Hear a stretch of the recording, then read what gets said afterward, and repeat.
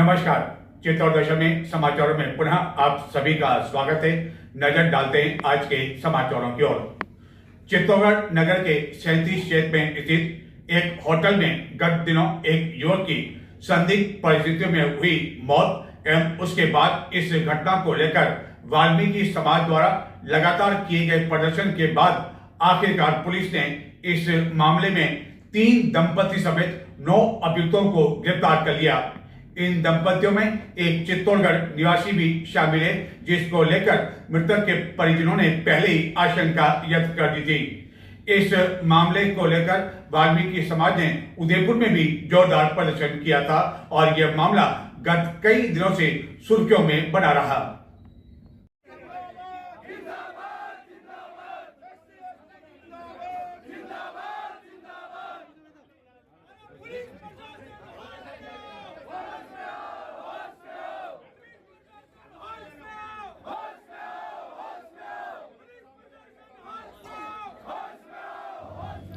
चित्तौड़गढ़ नगर के 37 क्षेत्र में स्थित आराधना होटल में गत दिनों उदयपुर के बहुचर्चित अभय कंडारा की संदिग्ध मौत के मामला में सदर थाना पुलिस ने 5 महिलाओं सहित कुल 9 आरोपियों को गिरफ्तार कर लिया। इनमें 3 दंपति शामिल है। 37 में स्थित होटल आराधना में गत 28 मई को उदयपुर निवासी अभय कंडारा अपने दोस्तों के साथ मिलने के लिए आया था एवं इसी होटल में नीमच से आए कुछ लोग 2 अन्य कमरों में ठहरे हुए थे, जिनमें युवतियां भी शामिल थी और 28 मई को इनके बीच किसी बात को लेकर कहासुनी हुई, जिसके बाद अभय की संदिग्ध परिस्थितियों में मौत हो गई, जिसको लेकर वाल्मीकि समाज द्वारा लगातार न्याय की मांग को लेकर प्रदर्शन किया जा रहा था। पुलिस ने इस प्रकरण में चित्तौड़गढ़ निवासी सौरभ चावला एवं उनकी पत्नी श्रीमती वर्षा खटीक, उज्जैन निवासी श्रीमती फिलोमिना एंथली, माइकल एंथोनी, नीमच निवासी विक्की पॉल एवं उसकी पत्नी महिमा पाल, श्रीमती अर्चना पाल निवासी उज्जैन, टॉनी एवं उसकी पत्नी श्रीमती सुनीता जॉन निवासी नीमच को गिरफ्तार कर लिया। हालांकि पुलिस ने यह नहीं बताया कि इन अभियुक्तों को किस धारा में गिरफ्तार किया एवं पुलिस द्वारा यह जानकारी दी गई कि अभय कंडारा की छत से कूदने से मौत हो गई। पुलिस ने यह भी स्पष्ट नहीं किया कि अभय कंडारा को इस होटल से नीचे फेंका गया या वह स्वयं ही कूद गया, लेकिन पुलिस ने बताया कि इस प्रकरण में 9 अभियुक्तों को गिरफ्तार कर लिया है। महत्वपूर्ण बात यह है कि चित्तौड़गढ़ निवासी सौरभ को लेकर प्रारंभ में ही मृतक के परिजनों ने आशंका व्यक्त की थी, जो कि अपनी पत्नी के साथ इस होटल में नीमच से आए इन लोगों के साथ मौजूद था और उनसे मिलने के लिए आया हुआ था।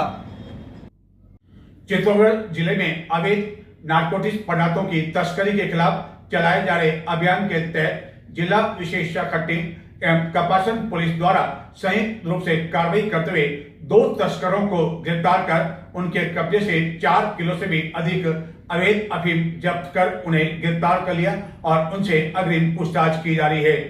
इसी तरह विशेष शाखा टीम एवं पारसौली थाना पुलिस द्वारा एक लग्जरी कार से 434 किलो अवैध डोडा चूरा जब्त कर लिया। चित्तौड़गढ़ जिले के पारसौली थाना क्षेत्र में पुलिस ने अवैध मादक पदार्थों की तस्करी के खिलाफ कार्रवाई करते हुए शुक्रवार रात्रि को नाकाबंदी के दौरान एक फॉर्च्यून कार से 434 किलो 390 ग्राम अवैध डोडा चूरा जब्त कर लिया। हालांकि इस दौरान तस्कर फरार होने में सफल रहा। कार में अलग अलग नंबर की रजिस्ट्रेशन प्लेट भी बरामद की गई एवं पुलिस द्वारा नाकाबंदी के दौरान यह कार्रवाई की गई। पुलिस के अनुसार जब कार की तलाशी ली तो कार की ड्राइवर सीट के अलावा संपूर्ण कार में अवैध डोडा चूरा के 23 कट्टों में 434 किलो 390 ग्राम अवैध डोडा चूरा एवं अलग अलग नंबरों की रजिस्ट्रेशन प्लेट भी बरामद की गई। पुलिस फरार तस्कर के बारे में पता लगा रही है। चित्तौड़गढ़ में चामटीखेड़ा क्षेत्र में कुछ वर्षों पूर्व स्थानीय उपल्लापाड़ा निवासी कमलेश बेनीवाल की लोगों ने हत्या कर दी थी। यह हत्या उस समय हुई जबकि कमलेश बेनीवाल की चामटी खेड़ा चौराहे पर मौजूद कुछ युवकों से कहासुनी हो गई थी, जिसके बाद पुलिस ने इस मामले में 8-9 अभियुक्तों को गिरफ्तार कर लिया था एवं न्यायालय में आरोप पत्र प्रस्तुत किया। पीठासीन अधिकारी ने इस प्रकरण में दोनों पक्षों की बहस सुनने के बाद 5 अभियुक्तों को आजीवन कारावास से दंडित किया, जबकि पिता पुत्र समेत 3 अन्य जनों को सबूत के अभाव में बरी कर दिया। चित्तौड़गढ़ के उपरला पाड़ा निवासी कमलेश बेनीवाल की 5 जून 2012 को चामटी खेड़ा में उस समय हत्या कर दी गई थी, जबकि शराब की एक दुकान पर कुछ युवकों से उसकी कहासुनी हो गई थी। पुलिस ने इस प्रकरण में देवेंद्र सिंह उर्फ चिंटू, चेतन सिंह, राजेश कुमार पुत्र शिव नारायण, किशन लाल, कैलाश पप्पू रोशन, राजेश कुमार पुत्र राधे श्याम को गिरफ्तार कर लिया था एवं सभी के खिलाफ न्यायालय में आरोप पत्र प्रस्तुत किया गया। पीठासीन अधिकारी ने इस प्रकरण में 5 अभियुक्तों चेतन सिंह, देवेंद्र सिंह, राजेश, रोशन और राजेश को आजीवन कारावास से दंडित किया। कुछ और समाचार, लेकिन उससे पहले लेते हैं छोटा सा ब्रेक।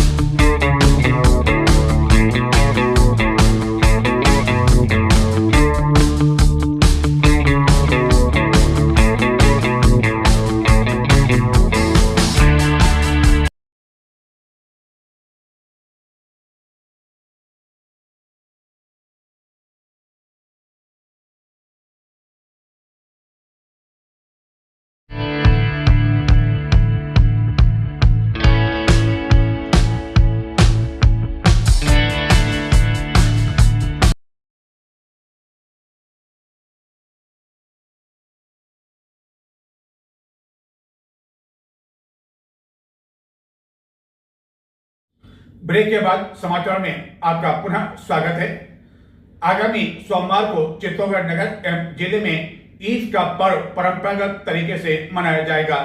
बकरा ईद को लेकर शनिवार को भी चित्तौड़गढ़ में ईदगाह दरगाह के पीछे बकरों की खरीद फरोख्त का कार्य जोर शोर से जारी रहा एवं कई लोगों ने अपने सामर्थ्य एवं बजट के अनुसार इन बकरों की खरीद।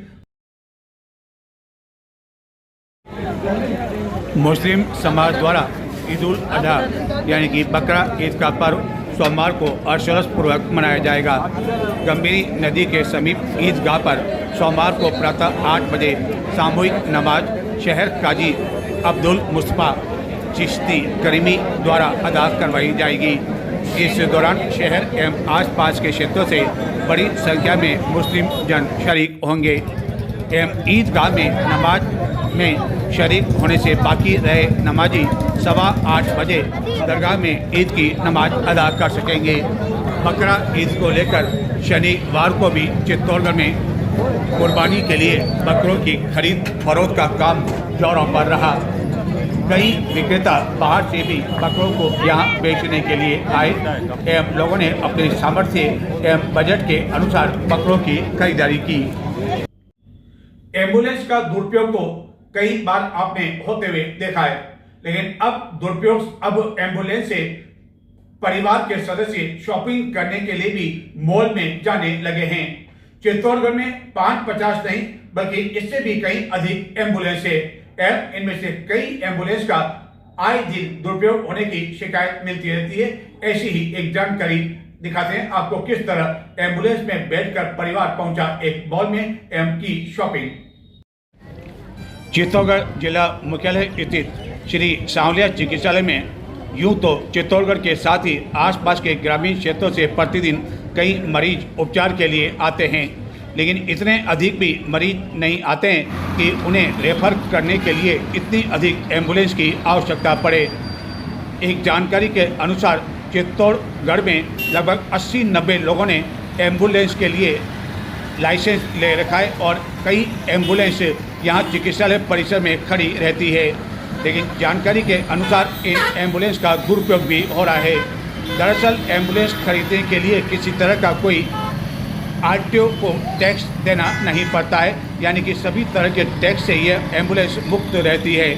इसी कारण इस एम्बुलेंस की आड़ में कई बार इसका दुरुपयोग होते हुए देखा गया, लेकिन यह भी दुरुपयोग पहली बार ही शायद देखने को मिला कि एक एम्बुलेंस में बैठकर एक परिवार के कई सदस्य एक मॉल में शॉपिंग करने के लिए पहुंचे। उस एम्बुलेंस में जिसमें कि किसी मरीज को रेफर करने के लिए आवश्यकता पड़ती है, लेकिन जब इतनी एम्बुलेंस पूर्व से ही मौजूद है तो आखिरकार एक एम्बुलेंस में बैठकर परिवार के सदस्य शॉपिंग करेंगे तो आखिरकार क्या फर्क पड़ जाएगा। लेकिन इस ओर चिकित्सालय प्रशासन, जिला प्रशासन एवं परिवहन विभाग द्वारा किसी तरह की कोई कार्रवाई नहीं किए जाने की वजह से आए दिन लोग एम्बुलेंस की खरीदारी करते हैं, जो कि उन्हें बिना टैक्स दिए मिल जाती है और इसी का उनके द्वारा फ़ायदा उठाया जाता है। न केवल परिवार के सदस्य मॉल में शॉपिंग करने के लिए पहुंचते हैं, बल्कि सैर सपाटे करने के लिए भी निकल जाते हैं। और सबसे बड़ी बात यह कि एम्बुलेंस को किसी भी स्थान पर टोल टैक्स देने की आवश्यकता नहीं पड़ती है और इसी कारण एम्बुलेंस का दुरुपयोग आए दिन होता रहता है एवं इसकी शिकायतें भी मिलती रहती है। नारकोटिक्स पदार्थों की तस्करी में भी एम्बुलेंस चित्तौड़गढ़ पुलिस द्वारा जब्त की जाती रही है। उम्मीद की जानी चाहिए कि परिवहन विभाग प्रशासन के साथ मिलकर ऐसे एम्बुलेंस के खिलाफ कार्रवाई करेगा और उनका लाइसेंस निरस्त करने के साथ ही अन्य कड़ी कार्रवाई करेगा, ताकि इस तरह एम्बुलेंस का दुरुपयोग करने से रोका जा सके एवं परिवार के सदस्य इस एम्बुलेंस में बैठकर किसी मॉल में शॉपिंग करने का आनंद नहीं ले सके एवं जरूरतमंदों को यह एम्बुलेंस उपयोग में हो सके। चित्तौड़गढ़ में नूतन स्पोर्ट्स क्लब कलेक्ट्रेट परिसर के तत्वाधान में गत 1 माह से निःशुल्क वॉलीबॉल प्रशिक्षण शिविर का आयोजन किया जा रहा था, जिसमें बड़ी संख्या में उभरते हुए खिलाड़ियों ने भाग लिया और कई नवोदित खिलाड़ियों ने भी इस दौरान वॉलीबॉल की कई बारीकियों को सीखा। इस शिविर का समापन शनिवार को संपन्न हुआ एवं इसमें अंतर्राष्ट्रीय स्तर के खिलाड़ी हंगामी लाल के साथ ही अन्य कई खिलाड़ी मौजूद थे एवं समापन के दौरान इन बच्चों को पुरस्कार वितरण भी प्रदान किए गए।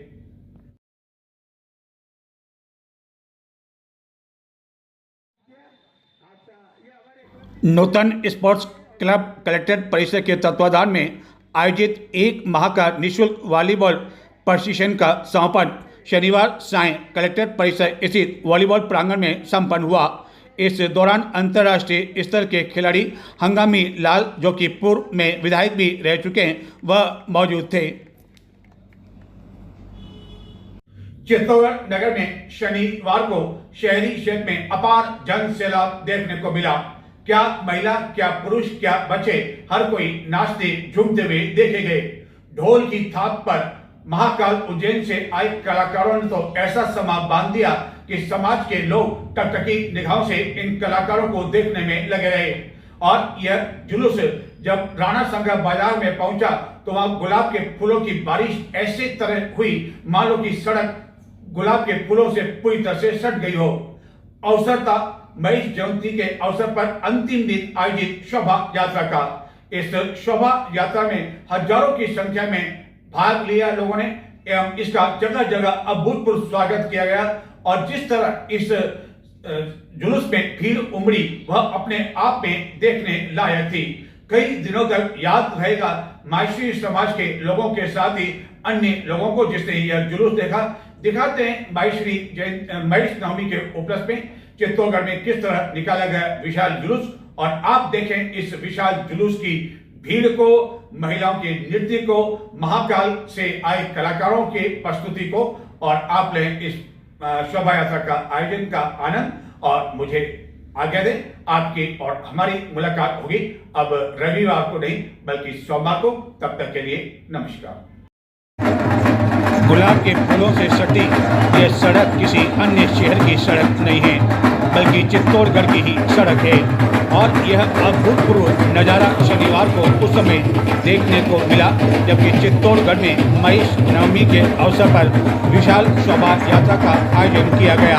बैंड बाजों और ढोल नगाड़ों के साथ माहेश्वरी पंचायत भवन से यह जब विशाल जुलूस आरंभ हुआ तो इसके साथ माहेश्वरी समाज के कई लोग जुटते गए और देखते देखते यह विशाल शोभा यात्रा में तब्दील हो गया।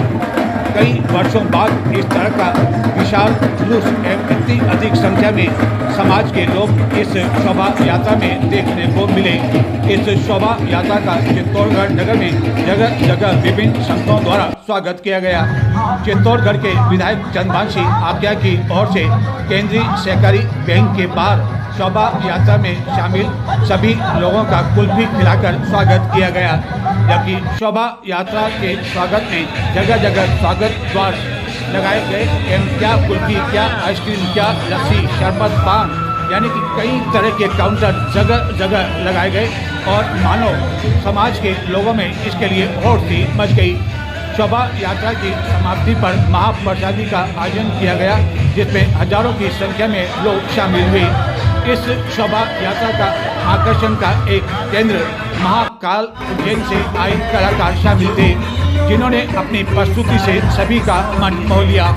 वहीं दूसरी ओर आकर्षण का केंद्र राणा संघा बाजार में इंदौर से आए लोगों द्वारा लगातार की गई फूलों की बारिश किया जाना रहा। यह फूलों की बारिश प्रारंभ से लेकर कुछ समय तक होती रही जबकि शोभा यात्रा का अंतिम छोर समाप्त नहीं हो गया। और इस शोभा यात्रा में शामिल पुरुष, महिलाएं, बच्चे, युवा हर कोई इतना अधिक मंत्रमुग्ध दिखाई दिया कि जगह जगह वह नाचते झूमते हुए इस शोभा यात्रा में शामिल हुए।